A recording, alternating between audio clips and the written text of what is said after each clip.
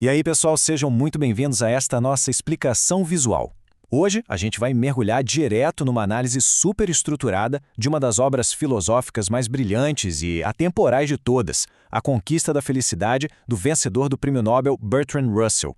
A ideia aqui é entender de forma bem prática como a gente pode sair daquele estado constante de ansiedade da vida moderna e caminhar para um bem-estar que seja verdadeiro e duradouro. Nós vamos usar a própria genialidade e a estrutura de Russell para guiar a nossa jornada hoje. Vamos lá? Olha só que interessante como Russell começa o livro. Ele traz esses versos do Walt Whitman para criar um contraste brutal logo de cara. Pensa bem, de um lado, a gente tem a natureza pacífica, instintiva e super presente dos animais. Do outro, está a humanidade com aquela ansiedade interminável, insone e completamente exaustiva. A real é que os animais são felizes desde que tenham saúde e comida. Nós, humanos, temos muito mais à nossa disposição, mas por algum motivo a gente raramente sente essa mesma paz fundamental. O que nos leva àquela pergunta de $1 milhão que vai nortear toda a nossa análise aqui. Afinal, por que os humanos modernos padecem de tanta infelicidade? O Russell convida a gente a mudar totalmente a nossa perspectiva mental. Precisamos parar de ver a felicidade como se fosse um presente aleatório, tipo um bilhete premiado da loteria do destino, sabe? A proposta dele, como o próprio título diz, é encarar a felicidade como uma conquista. Algo intencional que a gente constrói e toma para si através de muita ação consciente. Parte 1. O diagnóstico da infelicidade. Bom, antes de falar em cura, a gente precisa dissecar a doença e entender muito bem essa nossa epidemia de insatisfação.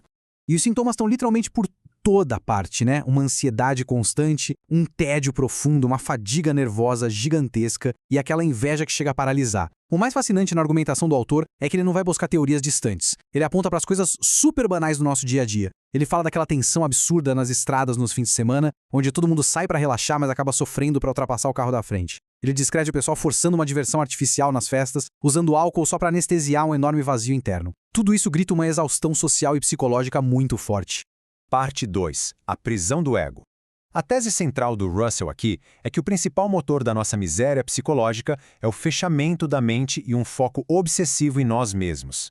Ele divide essa introspecção destrutiva em 3 perfis bem claros. Primeiro, a gente tem o pecador, que não é só alguém que erra, mas aquela pessoa que vive numa neurose infinita de culpa e desaprovando a si mesmo o tempo todo. Segundo, tem o narcisista, que busca desesperadamente admiração, tratando as outras pessoas só como espelhos para a própria vaidade. E por último, o megalômano, cuja sede por domínio faz com que ele prefira muito mais ser temido do que ser amado. Qual é o grande problema de agir assim? É que eles sofrem imensamente, porque tentam usar o mundo exterior só como uma ferramenta para alimentar o próprio ego. O resultado prático disso é, sem exceção, o isolamento.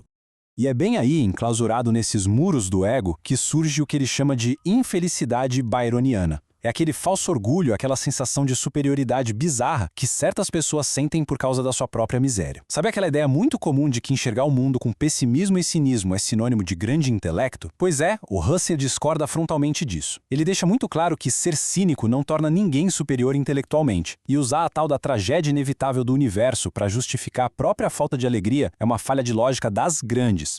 Parte 3. O poder do entusiasmo. Tendo diagnosticado o cenário da nossa infelicidade, o livro nos apresenta a grande solução: o entusiasmo, o apetite e o fascínio pela vida. Esse é o antídoto definitivo. Tem uma metáfora dele que é brilhante de tão simples. Imagina que uma pessoa adora morangos e a outra não. Em que sentido essa segunda pessoa seria superior? Essa ideia desmonta os pessimistas de plantão na hora.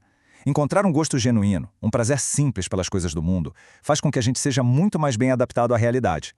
Desprezar as alegrias do dia a dia, achando que são coisas banais ou infantis, não traz sabedoria nenhuma, pessoal. O prazer de comer um simples morango é o reflexo mais puro da nossa sede de viver. E isso cria um divisor de águas claríssimo nessa teoria. De um lado, a gente tem a mente voltada para dentro, esgotada, ansiosa e adoecida por excesso de autoanálise. Do outro, a mente voltada para fora, super engajada, curiosa e atenta ao que está ao redor. Para exemplificar essa mente exterior, o Russell cita o Sherlock Holmes, que poderia passar horas inspecionando um simples chapéu esquecido na rua com fascinação total. A sacada é a seguinte: quem foca a atenção lá fora, num objeto do mundo real, simplesmente esquece de sofrer com as próprias neuroses internas. Parte 4. Trabalho, afeto e família. O entusiasmo não pode ficar só na teoria, sendo um sentimento vago, né? Ele precisa ser materializado de verdade na nossa rotina.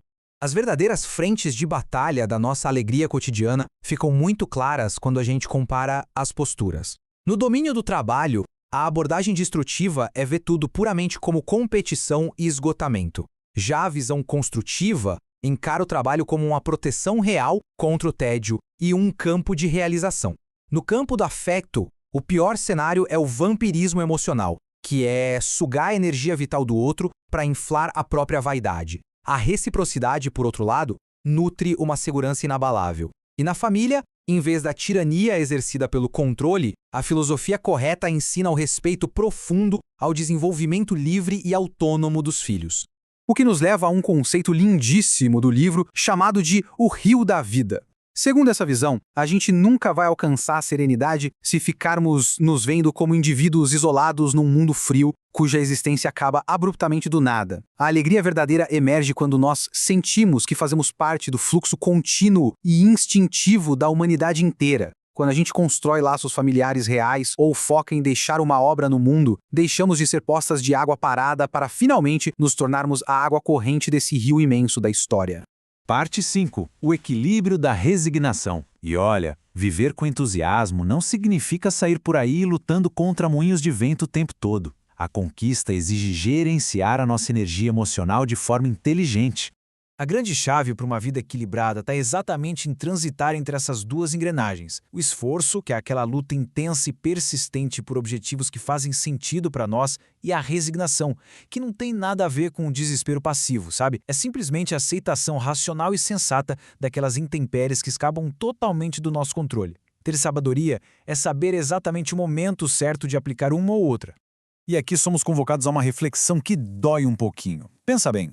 Quantas vezes a gente já perdeu a cabeça por causa de um trem ou ônibus atrasado, uma comida que não ficou boa ou até brigando com o clima lá fora? Xingar as nuvens nunca parou a chuva, pessoal. Toda vez que a irritabilidade ganha terreno diante dessas pequenas coisas do cotidiano, a gente está drenando exatamente o ânimo que precisaríamos usar para realizar grandes projetos e nutrir nossos relacionamentos mais importantes. É um desperdício imperdoável.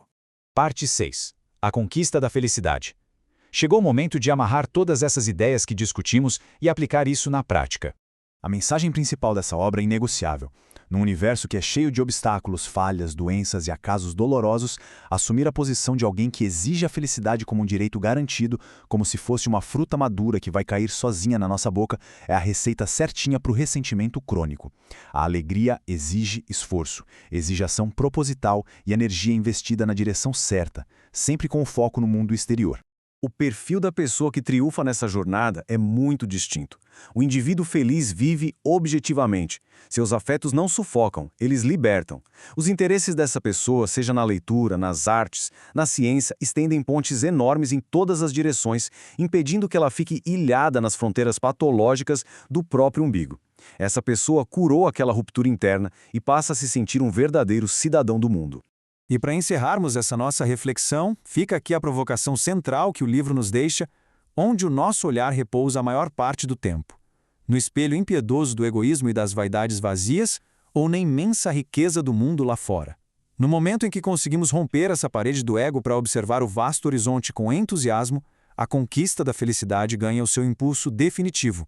Muito obrigado por acompanharem a gente em mais essa análise visual e até a próxima!